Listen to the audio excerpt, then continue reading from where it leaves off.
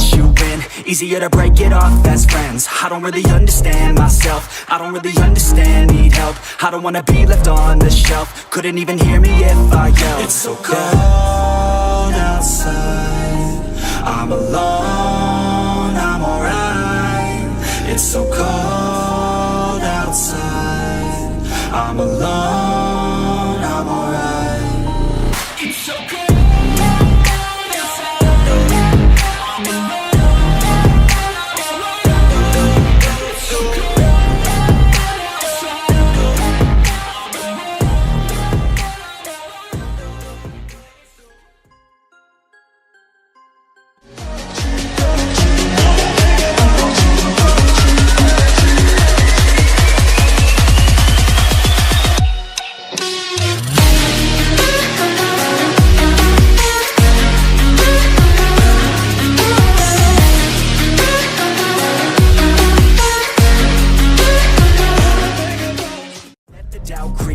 Gotta pop a couple more aspirin. I don't think I'll ever let you in. Easier to break it off best friends. I don't really understand myself, I don't really understand, need help. I don't wanna be left on the shelf. Couldn't even hear me if I yelled. It's so cold outside, I'm alone, I'm alright. It's so cold outside, I'm alone, I'm alright. It's so cold.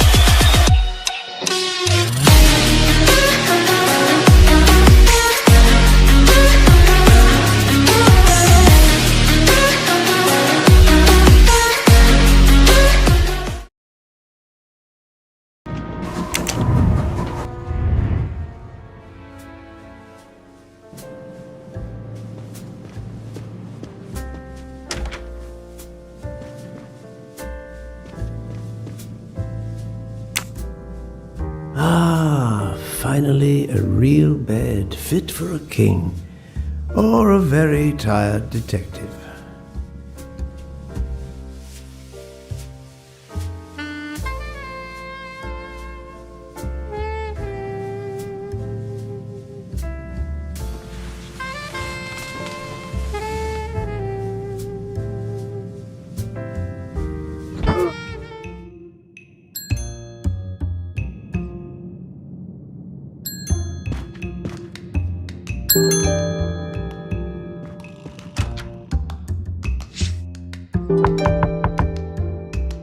Monsieur Ratchet? Ce n'est rien, je me suis trompé.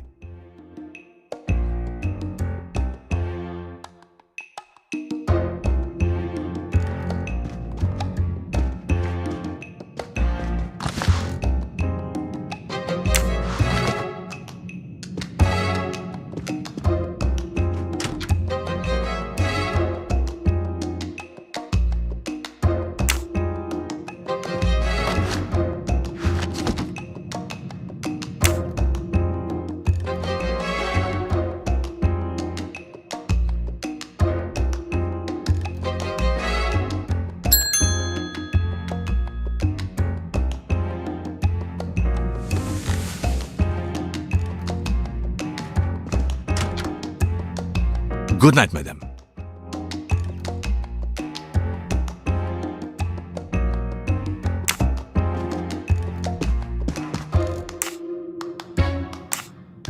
The American lady? Yes, don't worry. You'll know how Mrs. Hubbard is. Imagine to yourself the time I have had with her. She insists, but insists, that there is a man in her compartment. Just imagine it, monsieur. In a space of this size, where would he conceal himself? I argue with her. I point out that it is impossible.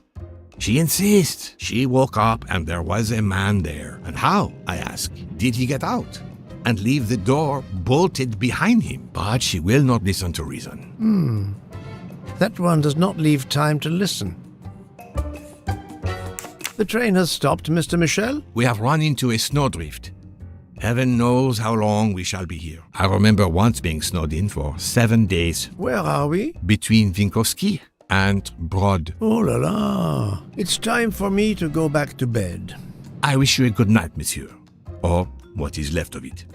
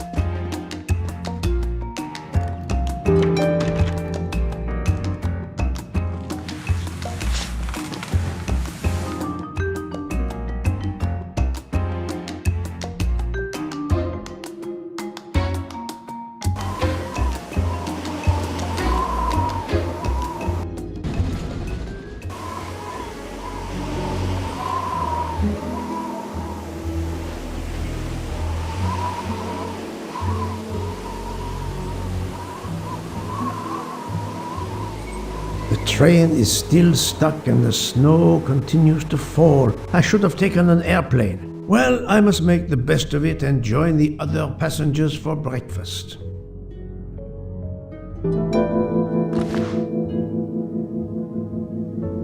The mustache comb to tame unruly knots.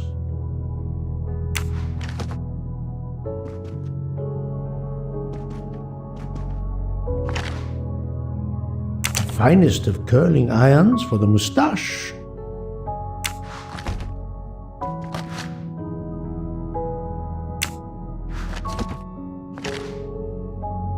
Wax to preserve the perfect symmetry of the moustache.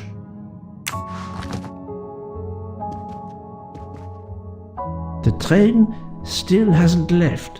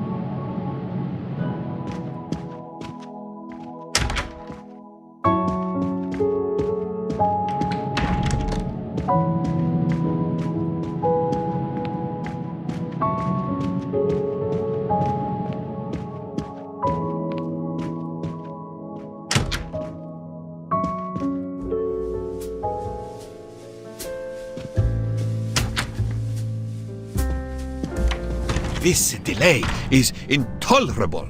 I am supposed to be demonstrating the Firenze in Paris in 2 days. My daughter said it would be the easiest way in the world. Just sit on the train until I got to... A beautiful piano. What a luxury.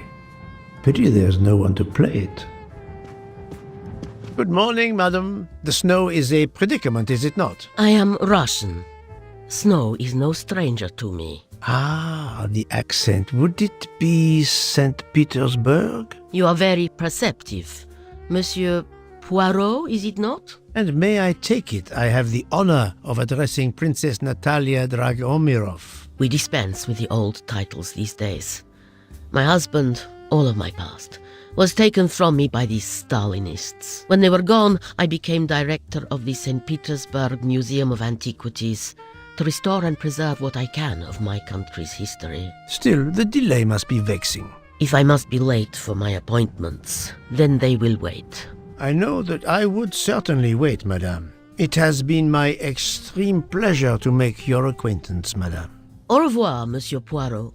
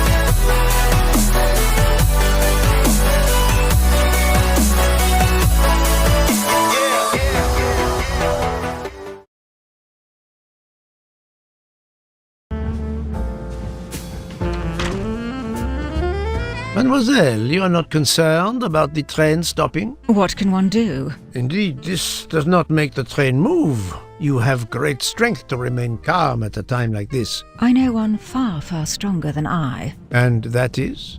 Well, that old lady, for instance. You have probably noticed her. She just has to lift her little finger and ask for something in a polite voice, and the whole train runs. It runs also for my friend Monsieur Bouc, but that is because he is a director of the line, not because he has a masterful character. You don't have to have a strong will when you have power. But I suspect I did not need to tell you that, Mr. Poirot.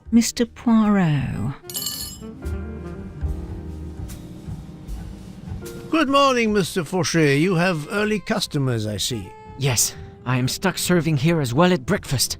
Everyone is impatient. They keep complaining that the train is not moving. As if I could get out and push it. It's too early for me to order a boxcar. That is the appropriate drink, I believe. A gin, triple sec, lemon and grenadine mix. A drink for a train indeed. But not perhaps for my breakfast. I think I will settle for an omelette. Good luck, sir. Miss Nielsen is helping to serve in the dining car.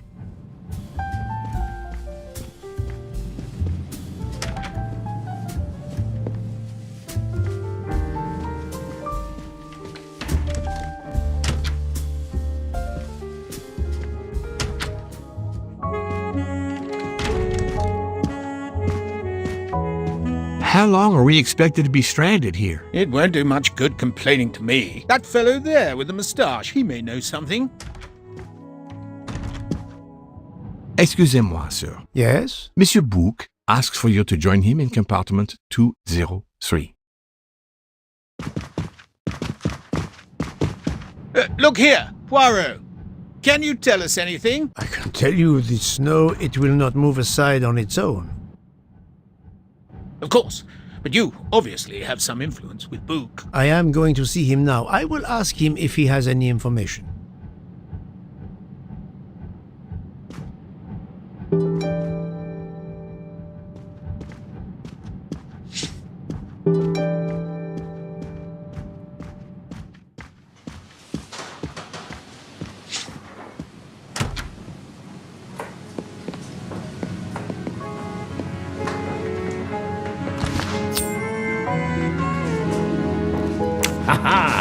Golden moustache.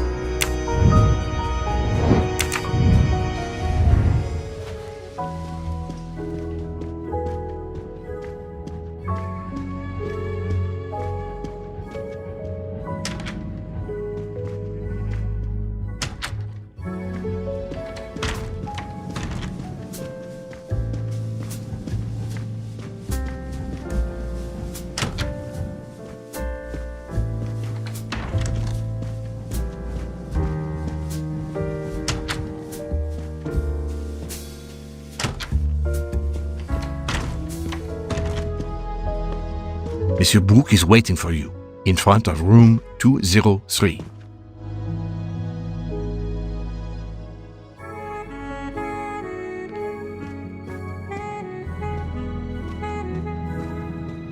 Ah, my good friend, come in. We have need of you. What has occurred? A passenger lies dead in his bed, stabbed. A passenger? Which passenger? In there. He's an American, a man called Ratchet. It was his valet masterman who was worried that Mr. Ratchet was not awake yet. Pierre Michel, the conductor, decided to break in and found the body. I see. Well, my friend, I think it is best not to touch anything and wait for the police to arrive. Oh, I tried to call the police, but there is no cell tower for many kilometers. We could be stuck in the snow for hours. The murderer is with us.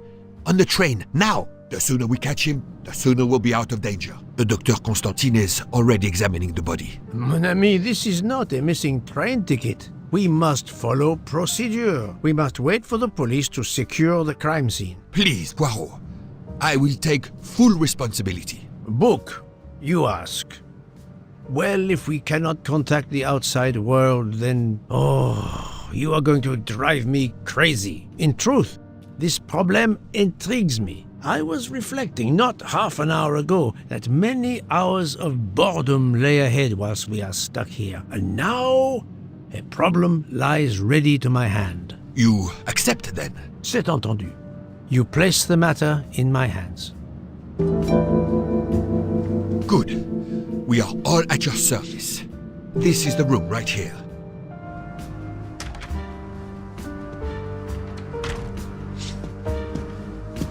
Mr. Poirot, I am Dr. Constantine. Forgive me, doctor, you are a medical examiner? No, but I have assisted in post-mortems at Nairobi Hospital, where I am a teaching fellow. I am familiar with your excellent institution. I do not intend to perform a full autopsy, but a preliminary examination should be of some use. Of course. May I have a look? Then we can compare notes. Please, if you need any help, I won't be far away.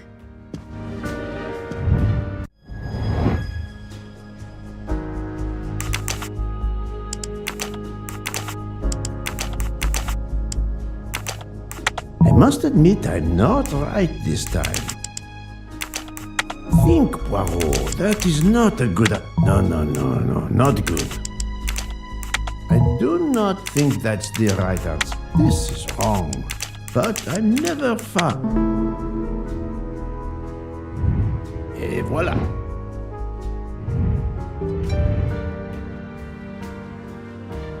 Where can the killer have gone?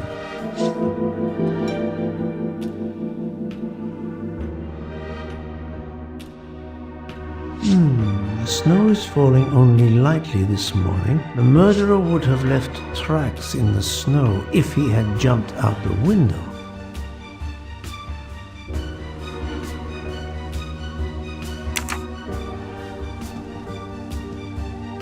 This door communicates with compartment 204. The latch is open on this side.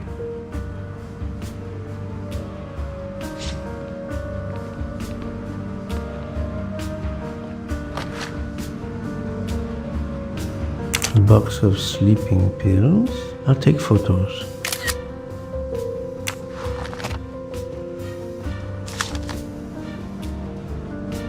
I wonder what could be in this photo.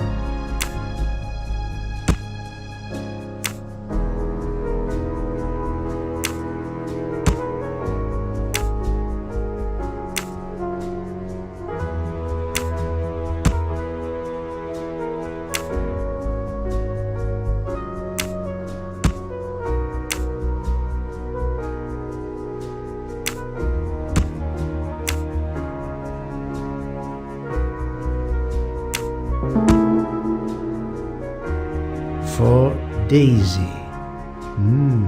Interesting. That's the right answer.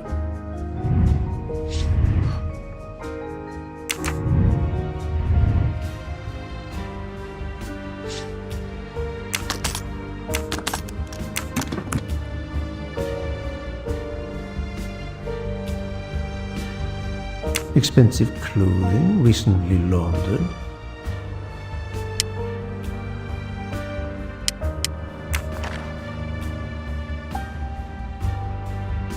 Not exactly the reading material one would expect of a man like Ratchet.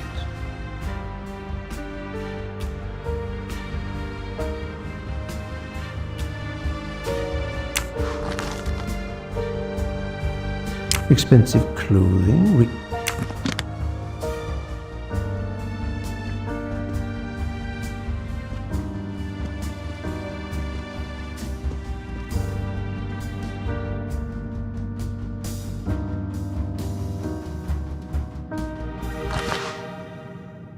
I'm sure I will find some interesting things inside.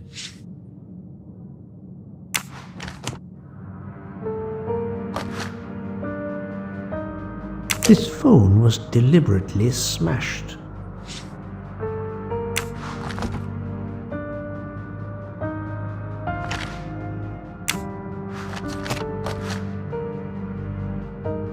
Did it belong to Ratchet? I'll take photos.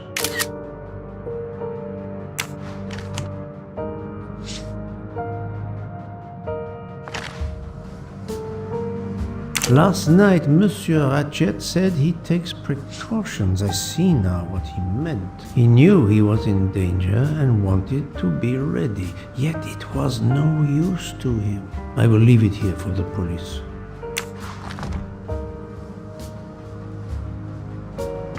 As you see, the victim has been stabbed many times. Several alone would have been fatal. Yes, I agree. An attack most savage. I will, of course, prepare a complete report on my findings. Thank you.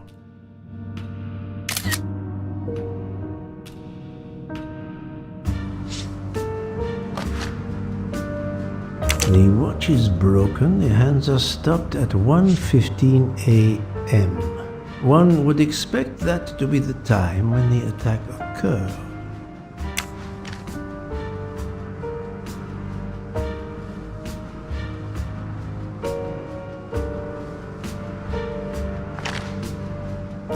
A handkerchief. There's a letter H embroidered on it.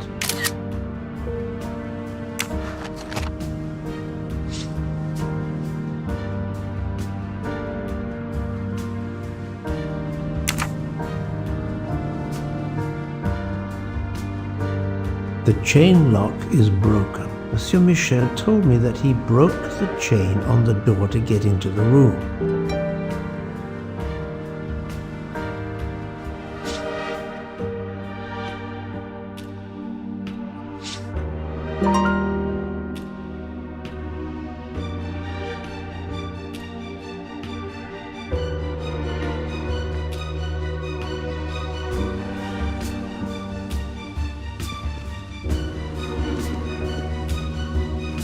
I shouldn't leave until I have finished inspecting the crime scene.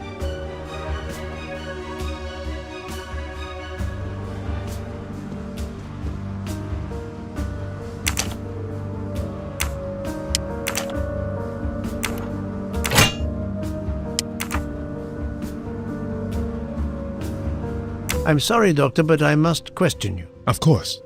I must be considered under suspicion like everyone else. May I know your movements last night? I share compartment 101 with Mr. Bouc. He would not stop talking about his beloved train. I listened to him for hours talking about his Orient Express. My friend Bouc will no doubt confirm this. Did you know the victim? Not at all. I noticed him last night at dinner, but I did not pay much attention. Did you touch anything in here this morning? I checked for a pulse. There was none. Rigor mortis had commenced. The body was cool to the touch.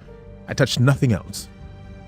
What can you tell me about the victim? He died from multiple stab wounds of varying angles and depth. More than one would have been fatal. I would place the time of death roughly between midnight and 2 a.m. With more time, I hope I can be more precise. I assume the open window complicates matters. Indeed. Conditions are not perfect. Thank you for your help, Doctor.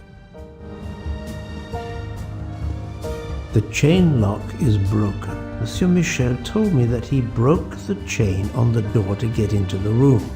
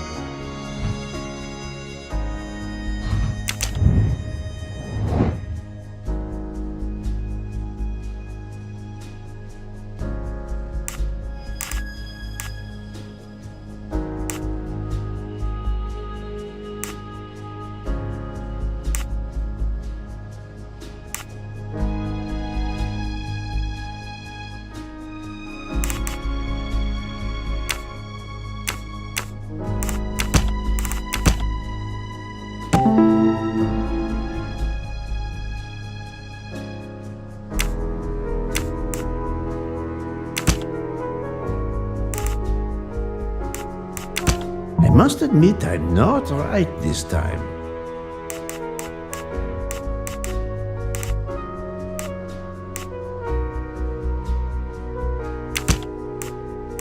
I do not think that's the right answer.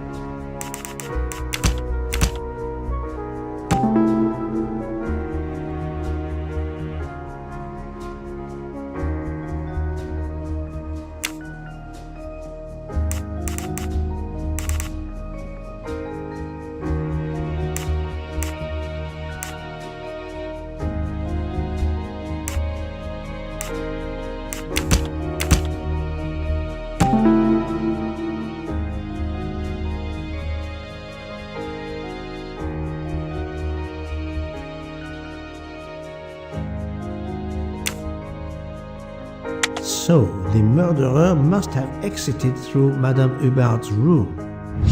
I'm right again. That happens to me a lot.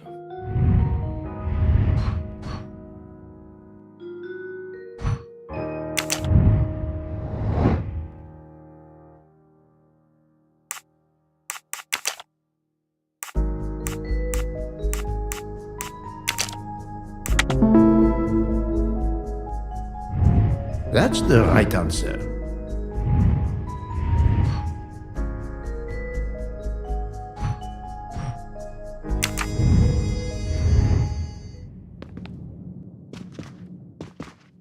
I shouldn't leave until I have finished inspecting the crime scene.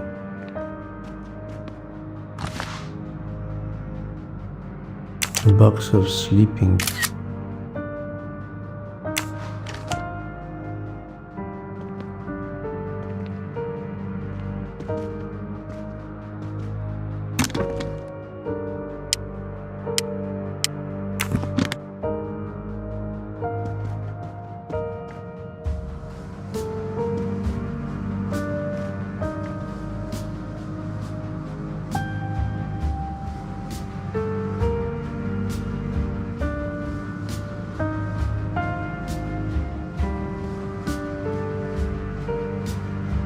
As you see, the victim has been several alone. Yes.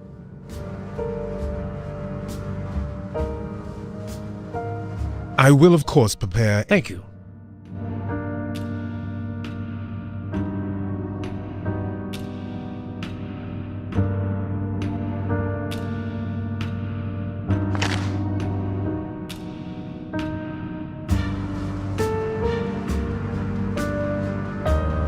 handkerchief. There's a letter H embroidered on a handkerchief.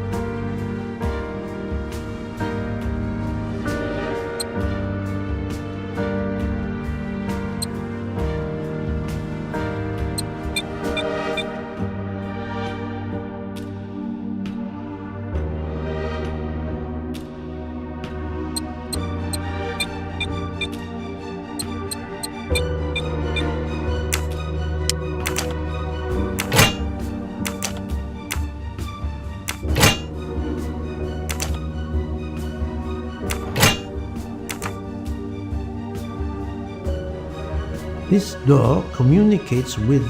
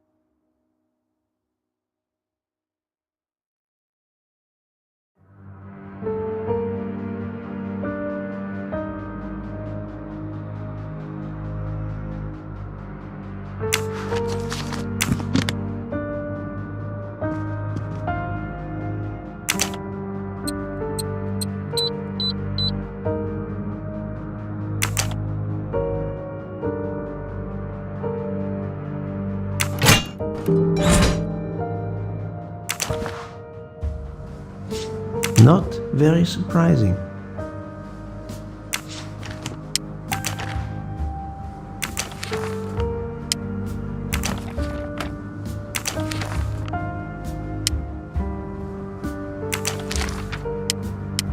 Ratchet had an appointment he will never keep.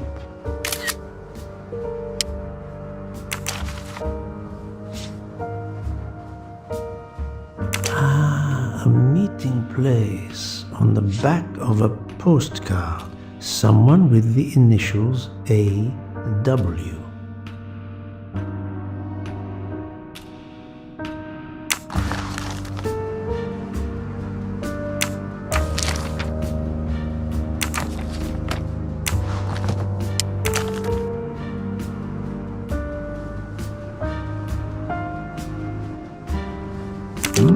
Unusual letter, this.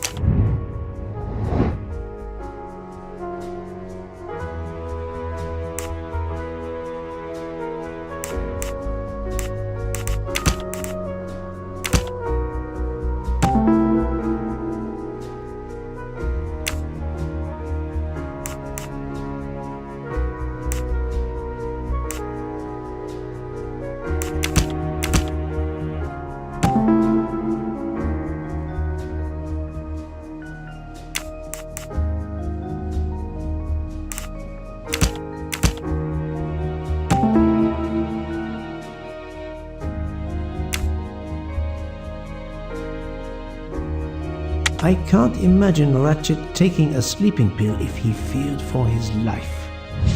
I'm right again. That happens to me a lot.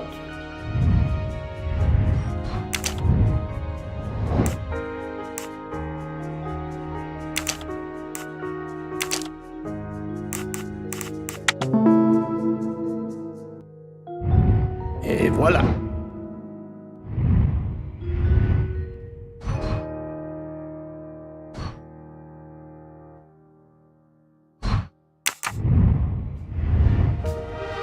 I think I've seen everything I need at the moment. I'm counting on you to finish your analysis. I'll have a more detailed report for you as soon as I can.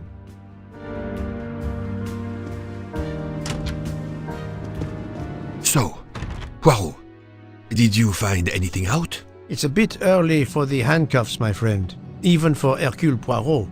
Do not worry, mon ami. I believe our culprit has no plans to strike again. Monsieur Ratchet was the target.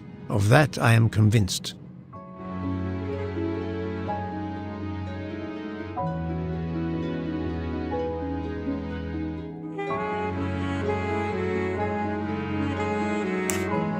Tell me, Book, how did you spend last night? This is a joke, I hope. Don't you trust your old friend?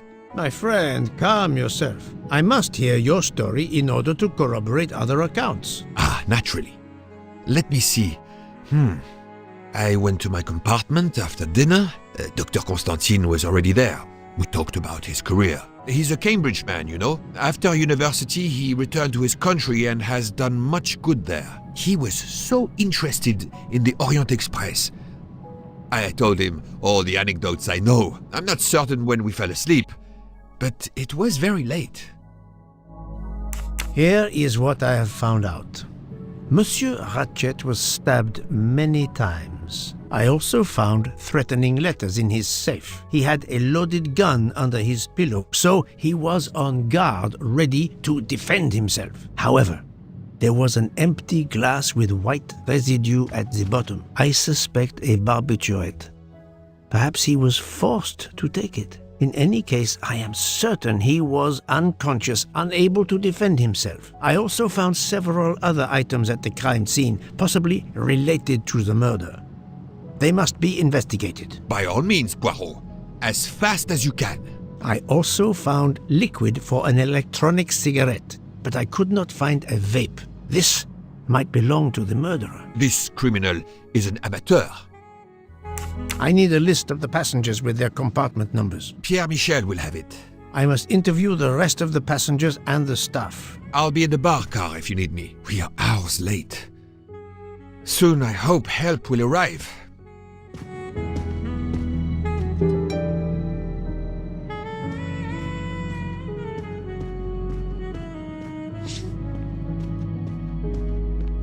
Monsieur Michel, I must ask you a few questions if you don't mind. I will do everything I can to help. First of all, tell me about yourself. Very well. My name, as you know, is Pierre Michel. I am from Calais. I've been with the company for over 15 years. Thank you.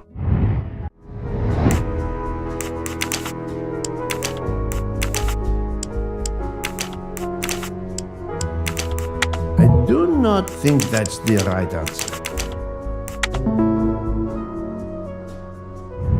My little gray cells did not let me down.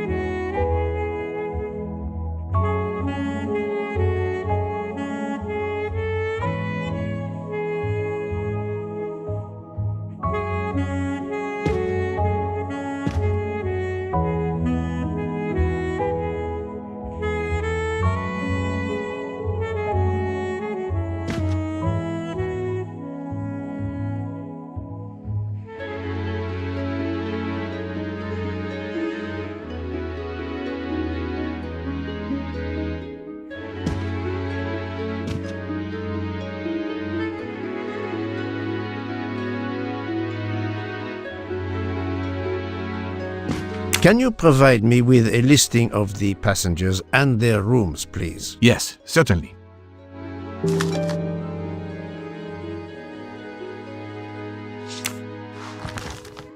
Are you a smoker? Indeed. Do you smoke e-cigarettes? No, tobacco only.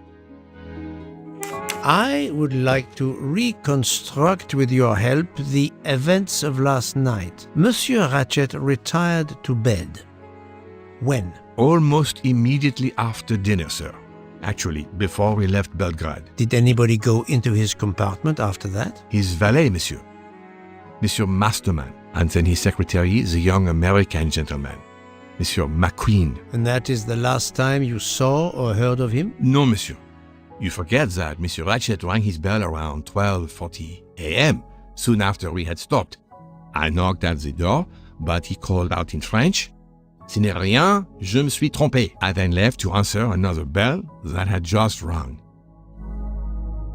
Where were you at 1:15 a.m.? I was sitting on my little seat at the end of the car, facing up the corridor. Are you sure? I left a little after 1 a.m. to speak about the snow with my colleague Jean in the bar car. I came back later. There was a call. I remember speaking to you. Indeed, I remember. Carry on. It was the American lady, Madame Hubbard. She thought she saw a man in her compartment. Then around 1:50 a.m., I made the bed for Monsieur Ratchet's secretary, Monsieur McQueen. He had spent the evening talking with the English Captain Arbuthnot. At 2 a.m., I returned to my place and stayed there until dawn. What is the last station where we stopped? Vinkovsky. Could someone have come on board? Possibly. I was very busy. Owing to the weather, we were a few minutes late. We left at 12:10 a.m.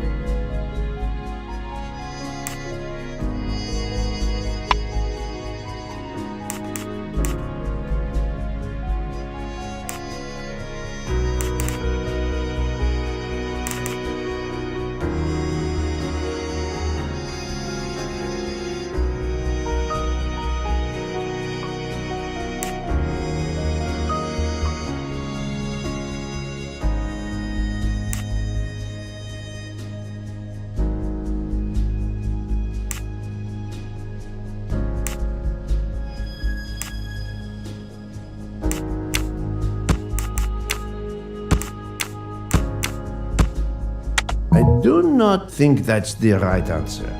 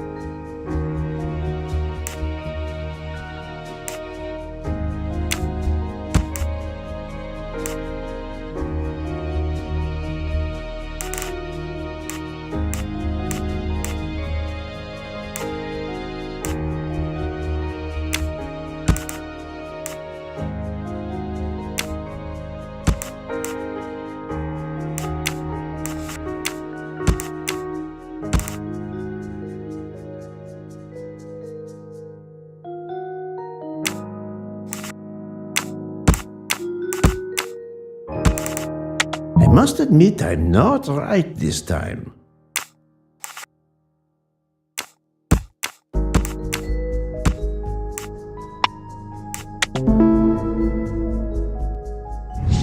That's the right answer.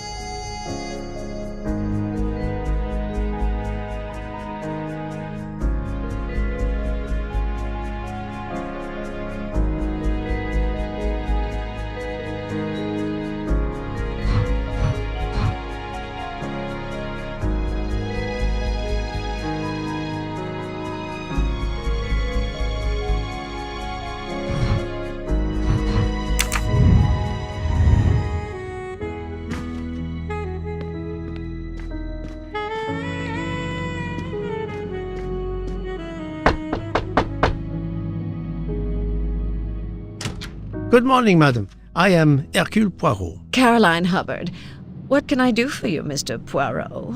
I am the bearer of unfortunate news. It's obvious with all the commotion that something has happened. Madame Hubbard, I am afraid your neighbor, Monsieur Ratchet, was murdered last night. Oh my God! I knew it! I knew it! I would like to ask you some questions, but first, may I inspect your room? Of course, yes, you must.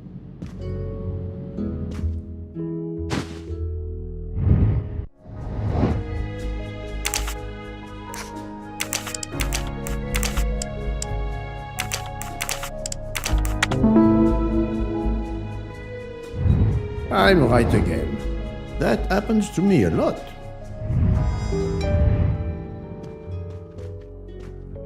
The luxury of the Orient Express is present in every detail.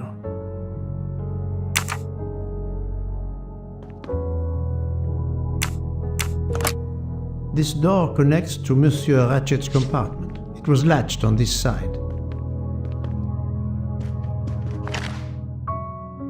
Here is a jacket button. It bears the logo of the Orient Express.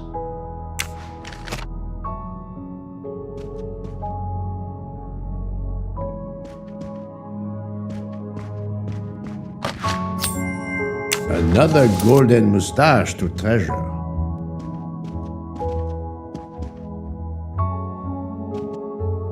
Madame, please tell me about last night. The murderer was right here in my compartment. I woke up. All in the dark it was. I was just so scared I couldn't scream. I pressed the call button. I pressed and pressed. I heard footsteps running in the corridor, then a knock on my door. "Come in," I screamed. And I switched on the lights at the same time. And would you believe it? There wasn't a soul there. You think he went back into the other compartment? How do I know where he went? I had my eyes shut tight. The conductor came in. I told the man what had happened, and he didn't seem to believe me. I asked him to search the room, but he found nothing. I told the conductor to look at the door between the compartments, and sure enough, it wasn't bolted. Well, I soon saw to that. I told him to bolt it, then and there. How is it you didn't bolt the door between the two compartments? But I had. Well, as a matter of fact, I asked that Swedish lady, Olsen, Greta, if it was bolted, and she said it was. How was it you could not see for yourself? I was already in bed, and my toiletry bag was hanging on the hook of the door. I couldn't see the latch from where I was. What time was it when you asked her to do this for you? Oh, it must have been around 10:30 or 10:45 p.m. She'd come along to see if I had an aspirin. But instead of opening my door, she opened Mr. Ratchet's door by mistake. He said something quite rude, like, "Not a chance, lady, you're too old." It shocked her. She came in. I told her where to find the aspirin, and she got it out of my toiletry bag. Poor girl, she didn't have a good night. The same could be said for Monsieur Ratchet. It appears Mademoiselle Olsen may be the last person to see Ratchet alive.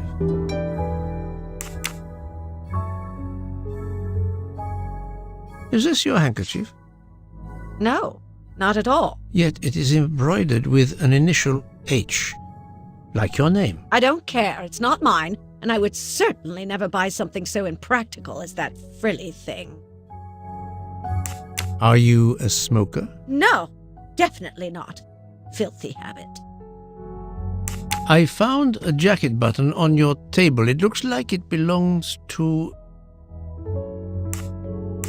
a train employee. The button bears the logo of the Orient Express. Well, of course the conductor came in last night, but he didn't go near that table. Still, it's a safe bet that it belongs to the conductor. I'll check his jacket later, to be sure. I have not finished inspecting your room. If you don't mind,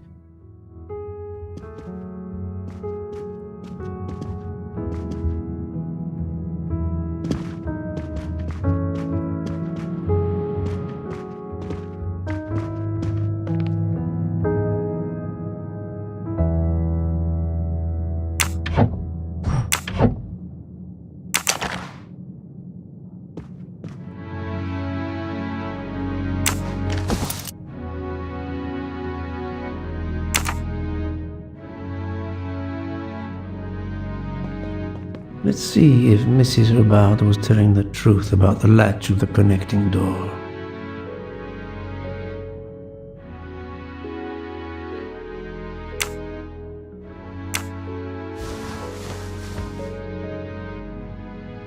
This hook is probably where Mrs. Hubbard hung her toiletry bag. I can see the latch very well from here, even with the toiletry bag attached. I'll have to clear that up with Mrs. Hubbard.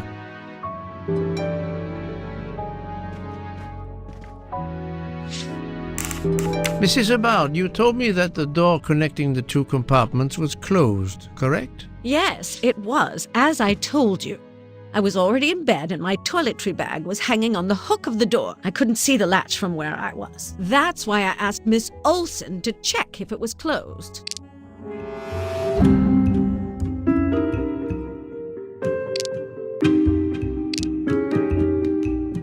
Are you sure everything you've told me is accurate, Madame Hubbard? Of course. I have an excellent memory.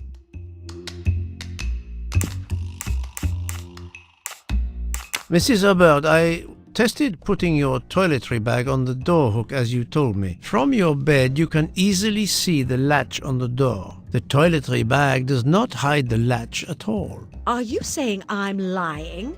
It may have been stuck somehow in a different position, or I may not have seen it in the darkness. Or I didn't think to look, you irritating man. Details matter, madame. A man has been most savagely murdered. You will excuse me if I attempt to separate the truth from the false. Forget my toiletry bag and focus on who entered my compartment. Probably after killing Mr. Ratchet. Madame Hubbard is a force to be reckoned with, but I suspect I'm not done with her. Thank you for your assistance, madame.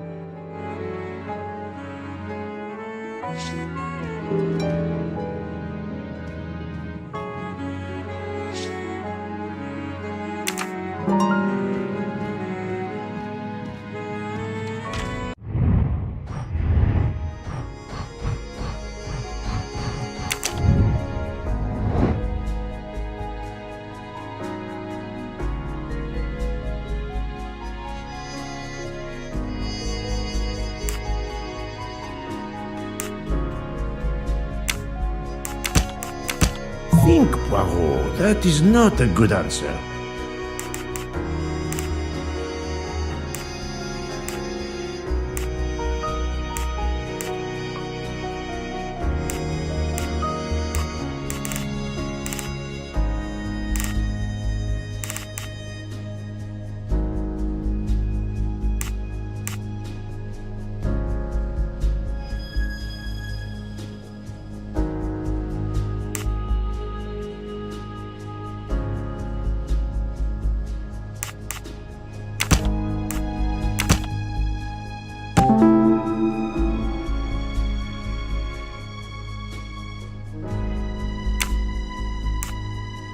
While Monsieur Michel was chatting with Monsieur Fauchet in the bar car between 1 a.m. and 2 a.m., The murderer could have escaped Ratchet's room without being seen. My little grey cells did not let me down.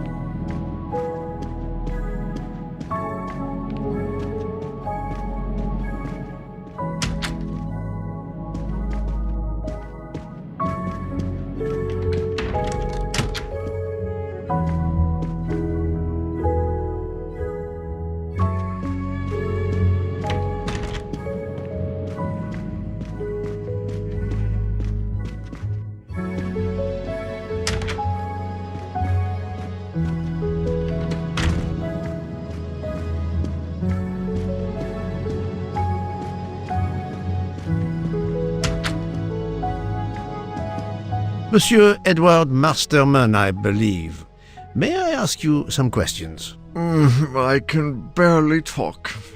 I have a terrible toothache. We have a doctor on board the train. Perhaps... I do not need a doctor. I use essential oils. If you can find my flask of clove oil in my box, I would be grateful. Fine, if you insist. I will help you.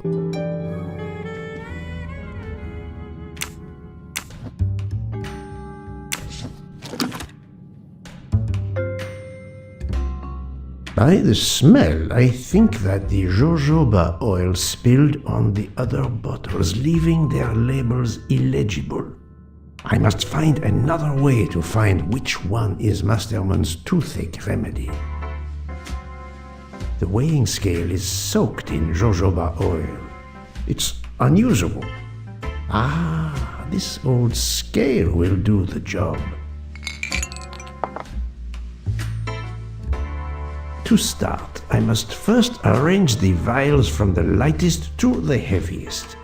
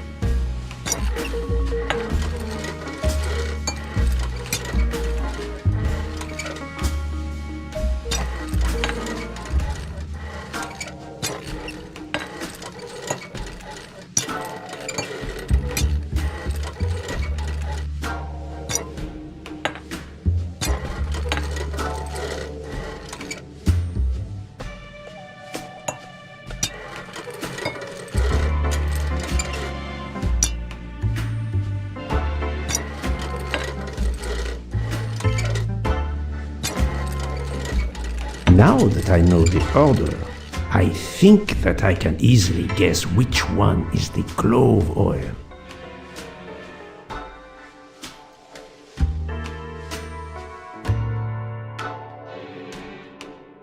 I don't think this is the remedy. I don't think this is the remedy.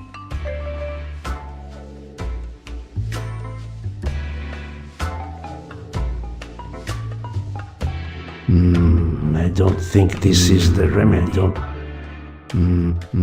Here is Monsieur Masterman's remedy.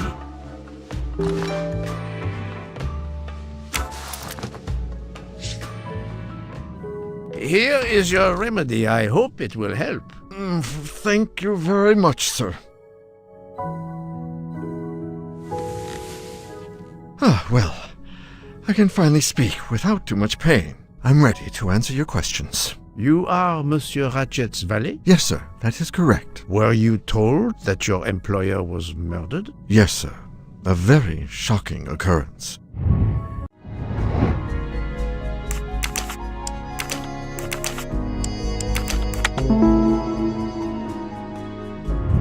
Et voilà. At what hour did you last see Monsieur Ratchet? It must have been around 9 p.m., sir. That or a little after. I went to bed around 10:30 p.m., same as the person who shares my room, Mr. Foscarelli. He almost immediately began snoring. What did you do then? I read, sir, and I spent a while soothing my toothache with clove oil and listening to the snoring. Did you hear anything during the night? Yes, my roommate's snoring. Tell me about your employer, Monsieur Ratchet. I've been working for him for 9 months. I should not wish to speak ill of the dead, but he was not a gentleman, sir. Did you know that he had enemies? Yes, sir.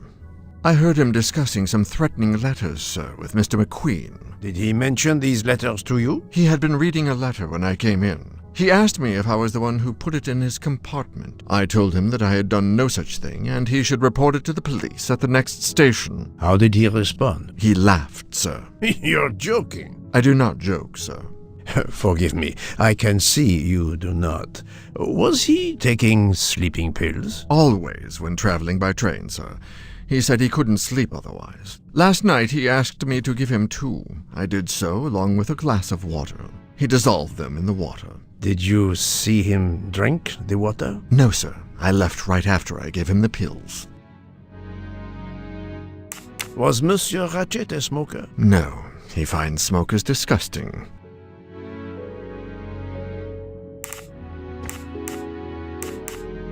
Are you a smoker? Yes, sir. I have a cigarette now and then to relax. Can you tell me again why you gave sleeping pills to Monsieur Ratchet? Yes, I gave him the pills because when he takes the train, he has trouble sleeping. The letter must have worried him. He specifically asked me to prepare the sleeping pills. I didn't see him drink the water with the pills in it.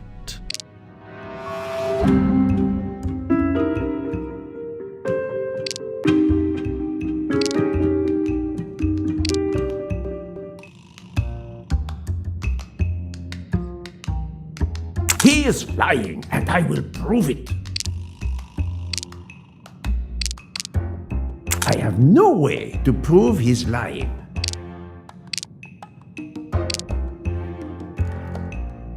Monsieur, I believe you are not telling me the truth. What? How can you say that?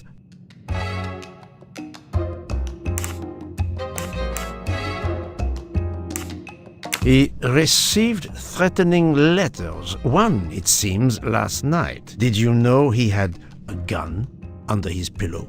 And even asked for my help to watch over him? I find it strange that he asked you for sleeping pills when he was afraid for his life and prepared to defend himself. I'm sure I don't know. Maybe to calm his nerves, maybe out of habit. It makes no sense. Wait, please. Isn't it possible that Mr. Ratchet asked me to prepare the pills, but didn't plan to drink them for some reason? It is possible.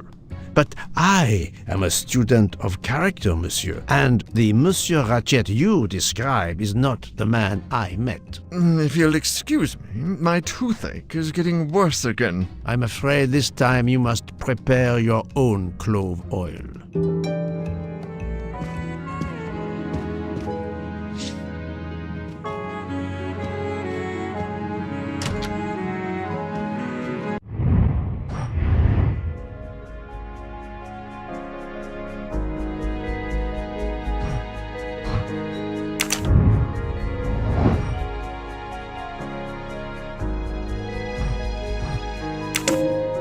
This appears to be a good lead.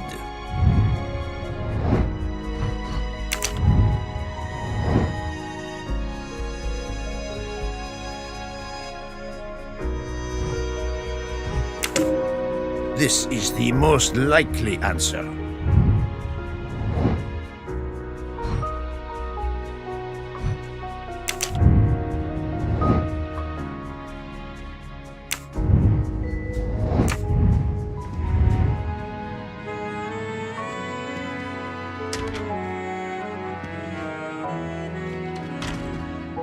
I believe I am addressing Monsieur Hector McQueen. Guilty as charged. I beg your pardon. Oh, sorry. Just an expression. My father used to say it. You must have had an interesting childhood. I am Hercule Poirot. No need to be modest. You're a detective. You are Monsieur Ratchet's secretary? I am Mr. Ratchet's secretary. Just over a year. I mainly take care of translating certain texts for him. Mr. Ratchet only speaks English. Prepare yourself for a shock. Your employer, Monsieur Ratchet, is dead. So they got him after all. What do you mean? You are assuming he was murdered? I know he had enemies. What can you tell me about Monsieur Ratchet? He was American. He was an antiques dealer.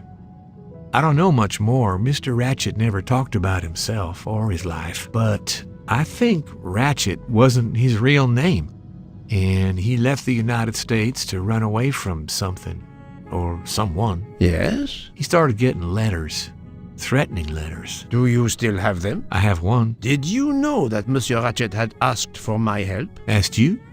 No, I didn't know. He knew he was in danger. When did you last see him? Last night around 10 o'clock, I should say. Did you like your employer, Monsieur McQueen? No, I did not. He was, I'm sure, a cruel and dangerous man. Can you tell me your movements last night? I went back to my compartment. I read a little. In Belgrade, I went out onto the platform to smoke, but it was cold. I quickly went back in. I then went to Mr. Ratchet's compartment to take some dictation for him. I left around 10 o'clock. I saw Captain Arbuthnot. We ended up chatting in my compartment. Then we went out on the platform to quickly stretch our legs at Vinkovsky. He left around 2 o'clock. Thank you. I will need to check Monsieur McQueen's story with Captain Arbuthnot.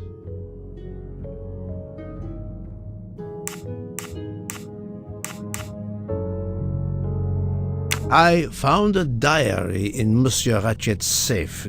Did you know about it? I kept a business appointment book, but I know he had a personal diary as well. That looks like it. Are you a smoker? Yes, I smoke cigarettes. I've tried to quit, but no luck. Can you give me this letter, please? Of course, here it is.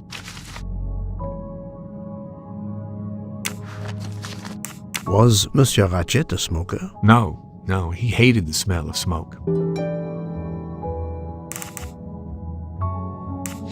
Can you tell me your movements last night? I went back to my compartment. I read a little. In Belgrade, I went out onto the platform to smoke, but it was cold. I quickly went back in. I then went to Mr. Ratchet's compartment to take some dictation for him. I left around 10 o'clock. I saw Captain Arbuthnot. We ended up chatting in my compartment. Then we went out on the platform to quickly stretch our legs at Vinkovsky. He left around 2 o'clock. Thank you. I will need to check Monsieur McQueen's story with Captain Arbuthnot.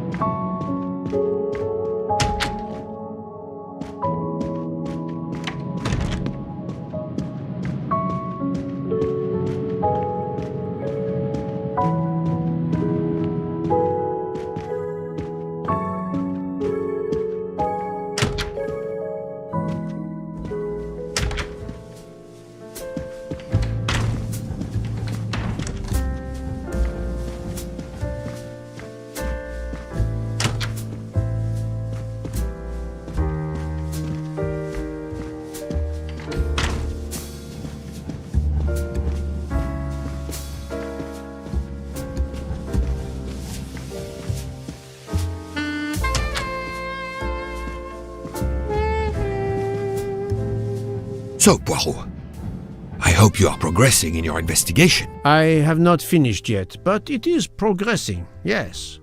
I still have many questions that must be answered. I will report to you as soon as I can.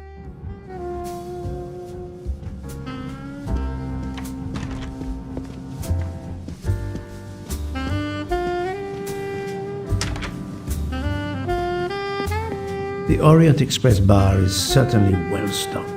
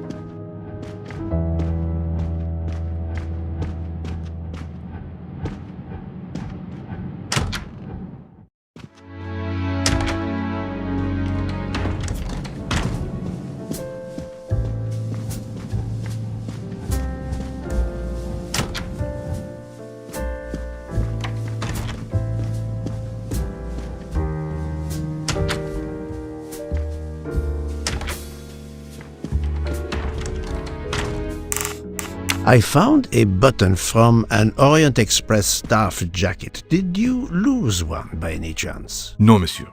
As you can see, I have all my buttons. It is not mine.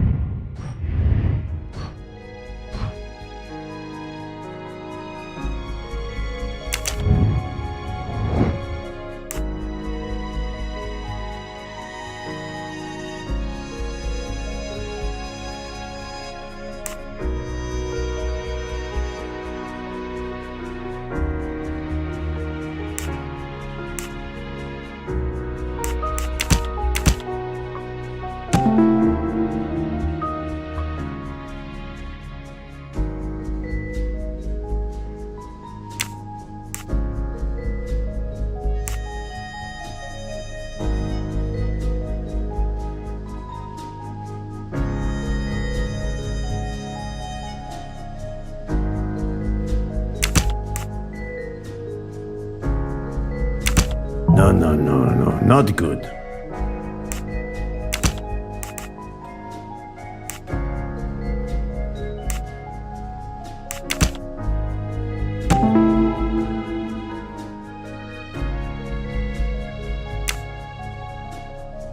The murderer may have impersonated Ratchet by calling Monsieur Michel to make it seem that Ratchet was still alive at 12:37 a.m. I'm right again. That happens to me a lot.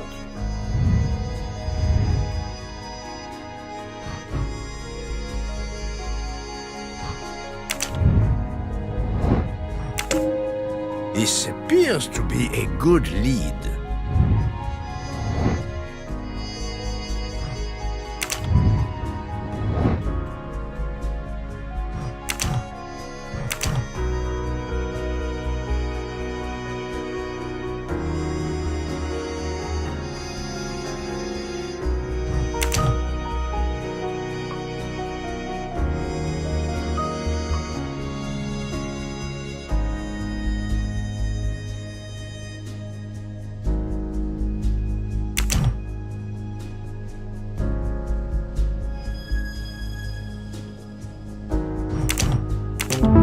My little gray cells did not let me down.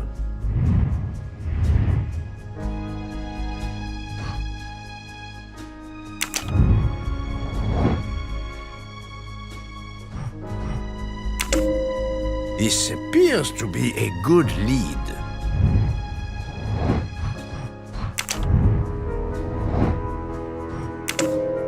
According to the information I have, this is a solid choice.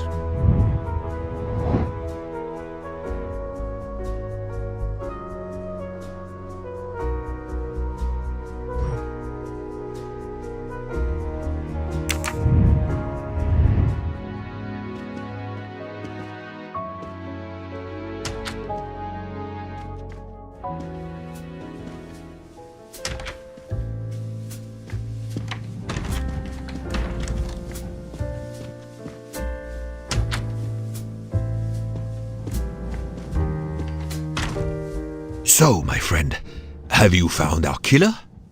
Not yet, but I will tell you what I have learned. Please. Our assassin could have gotten on the train at Vinkovsky disguised as a conductor, entered Ratchet's room and killed him. Then he walked out through Madame Hubbard's connecting door, where he lost a button from his jacket. He had to wait for Monsieur Michel to be absent. He waited too long. The train had left the station. He was trapped aboard. Indeed. He had opened the window to make it look that he'd escaped that way. However, if he waited until the train stopped again due to snow, his footprints would have been found. The murderer is still among us, on the train. There's a problem with the second-class toilets. What now? All morning passengers have been complaining that the door is locked, so I went to check. I knocked, but no one answered. I didn't think I should open it without speaking to you first. You did well, Monsieur Michel. Lead the way. I use my master key.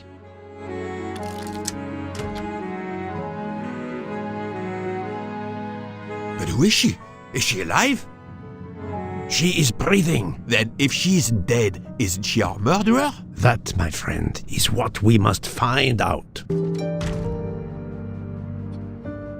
Miss, can you hear me?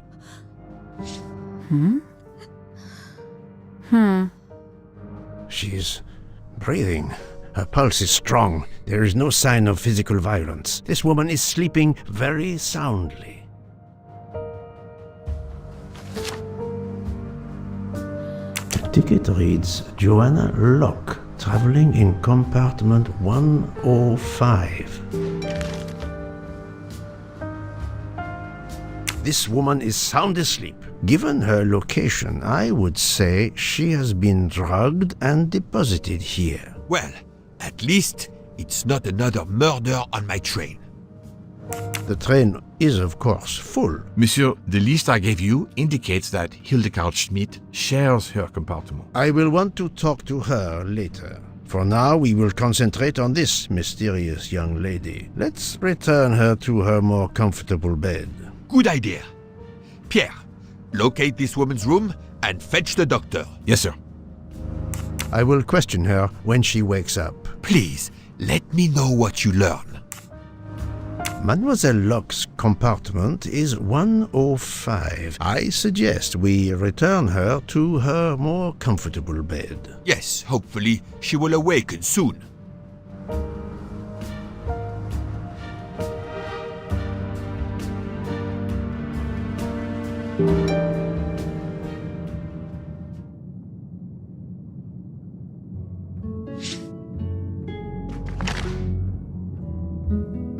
A cup of tea with white residue at the bottom.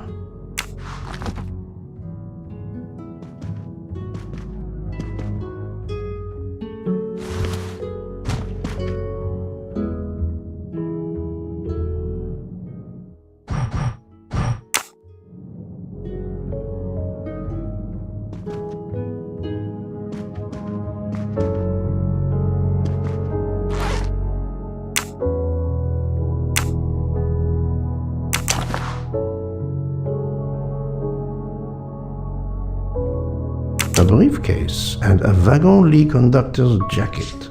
And the button is missing.